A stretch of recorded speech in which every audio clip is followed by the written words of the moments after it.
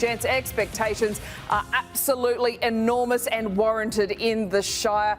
Cooper, you've got to admire and respect everything that Craig Fitzgibbon has done in such a short amount of time and what they will continue to build now that they have everyone locked in. There is a long-term plan here. Where do you have Cronulla? Best performing team of the summer. They were outstanding through the pre-season and would be disappointed how they bowed out last year in the finals race because very consistent year. Nicho Hynes outstanding. I love the thing that Craig Fitzgibbon has done at the Sharks. He's got this good balance between defence. There are non-negotiables about your role defensively. You must do this, the hardest parts of the game. You have expectations, and he would definitely critique them within an inch of their life every time. On the other side of the ball, they're free. They move, they express themselves. They've got three fullbacks in Kennedy, Hynes and Moylan's, and they play lateral better than most other teams. They swing from left to right. They're always supporting one another. So I like the balance on both sides of the footy. And it'll be a test to see if other teams adjust to it because I think they caught some teams out last year. But Craig Fitzgibbon, big extension, great move, very good coach, basically taken off from his playing days. He's done a tremendous job at the Shire. He's such a gem, and what a character to have in charge of the long-term plan for your club. He said at times, though, they were winning ugly, and I guess he didn't. It doesn't sound as bad as it was because they still caught a lot of the competition unawares. And of course, Dally M medalist Nicho Hynes. The key now and the trick now is to back that up. So, do you think, as Cooper said, do they have the right balance now to really power on? Oh, absolutely. Yeah, I love what the Sharks have put together in such a short period of time under Craig, and everything that we've just waxed lyrical about in terms of his expectations on the group and just how hard-working they've become in such a short period of time has been fascinating. The freedom in which he gives Will Kennedy, Matt Moylan and Nicho Hynes with the footy is quite incredible, really, for a rookie coach to give his playmakers that trust without heavily trying to change the system and quickly imprint his style. We haven't seen him try and make them become the Roosters just because he spent so much time there. He's come in there and he's coached to the strengths of his players, which shows the quality of coach that he is. Nicho Hynes was electric through the pre-season. He looked fit, he looked confident, and looked set for another great season. I love their outside backs. They've gone under the radar. When we look at some of the outside backs of the sides, we talk about Penrith, we talk about the Roosters, these sides, the Cowboys, but the Sharks, for some reason, don't seem to get the mentions yet.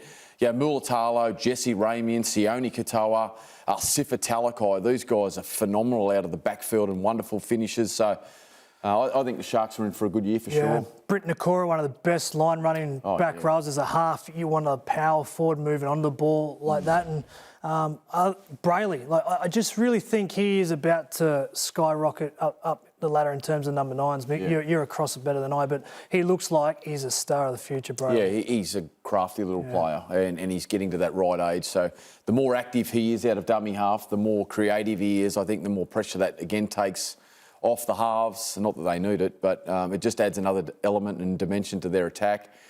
They look good, the Sharks. They really do, and they've got some good depth as well. They've been able to re-sign guys like Braden Trindle and these guys, even though Nicho Hynes and Moylan are still there. Their depth there is great. Their experienced guys like Finucane and Wade Graham and Cameron McInnes are leaders on effort, and it's an exciting time down the Shire. Well, they held Moylan's feet to the fire and he responded in the best possible way and exactly what they needed out of him. Your Fox Lab data has them finishing seventh. Stand by. Is there a glitch at seventh? What are we missing? Look, I think the greatest test will be how they start the season after falling out of the finals, obviously, a lot earlier than they would have liked. But watching them train, they look fit and hungry. And we talk about Craig Fitzgibbon as a player. He's quickly instilled those trademarks into his players. So I think, I think the Sharks will be a lot higher than seventh. I think Mick fell asleep when he was doing the Sharks at 7 in the top 14. I agree, sure. Yeah.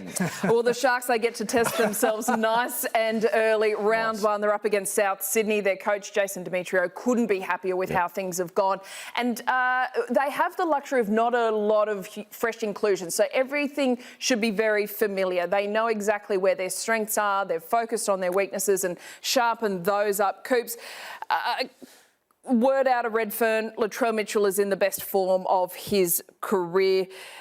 Rabbitohs, obviously, this is their priority. This is where they need. So how much hinges on Latrell and where does that success come from? We know that he's made his club his priority. Yeah, a lot. I think, see on the screen there, when you don't gain anyone in the off-season from a player roster-wise, you're pretty content with the system and the player list you have, and they should be.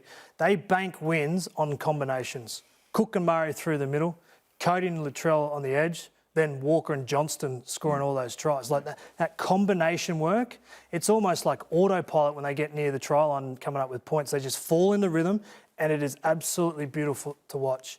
I think one area that Souths need to improve is they love the stop-start game where they can set up their good ball attack, dropouts, penalties. And if you can take Souths to the deep end and keep the ball in play for a long period of time, they often don't get that combination work that makes them so strong. You look at the prelim final last year against Panthers, they led 12-0. Yeah. And they had a lot of stop-start footy, scored a couple of tries. Then the last 10 minutes of that half, the ball's in play for a long period of time and Panthers go bang, bang just before half-time. So I think that's the improvement. They can definitely play back end of this year, South Sydney, but if they're going to win, I think they need to get more resilient and play harder football for longer periods, make the other team tap, and then hit them with the power arsenal that they've got in their side. Yeah, love watching South play. And instantly when we watch the Charity Shield, you just go, oh, how good they're back. Some of our stars are back. Just watching Latrell smiling, playing the way that he was. He looks fit and hungry. His combination. Content is the word that Cooper mentioned. And we're always after consistency, but I think we want a content and powerful Latrell Mitchell. Von, Latrell looks like he's really embraced his role in the community and as a leader. He looks so comfortable now with who he is as a person, and it's translated to his footy. The area for South, Cooper's touched on everything that's great about South Sydney. I want to see Damien Cook be more selfish. I want to see him run when he's more active out of dummy half and capitalising on the play the ball speed of Arrow and Cameron Murray. South are, they go to another level. Does their bench, can it contribute enough to win a premiership? That's my concern with South. At the moment, I look at their bench and I go, there's no game breaker. I think we saw Jason Demetrio drop Jai Arrow back to the bench for the Charity Shield to give them that star power off the bench. Their first 13's sensational and their left-hand side attack is dynamic and incredible and at times unstoppable. But through that mid part of the game, can their bench do enough in the big games to win a competition? I'm not sure. How important has the bench become? Because we look at the starting 13 and we focus and obsess over who's going to run out. But really, the role of the bench, especially in the modern game, has become enormous. Yeah, enormous. And you have to have people sitting on your bench that you trust defensively because you need an 80-minute performance defensively, particularly in the big games. But you need guys to be able to come on and make a difference. And when I think of South Sydney and the level that they play at, Cameron Murray in his leg speed and play the ball. Burgess and Totola rumbling upfield. Cook out of dummy half. Walker then over the advantage line. Latrell swinging out the back of shape. But then all of a sudden, Hame Sele, Jacob Host, Davey Moala, Blake Taff. I'm not sure. They're good players, but can they do what that starting 13 do? Can they maintain that? Can they bring some X factor, some game-breaking moments when South Sydney need them in the big games? I'm not sure.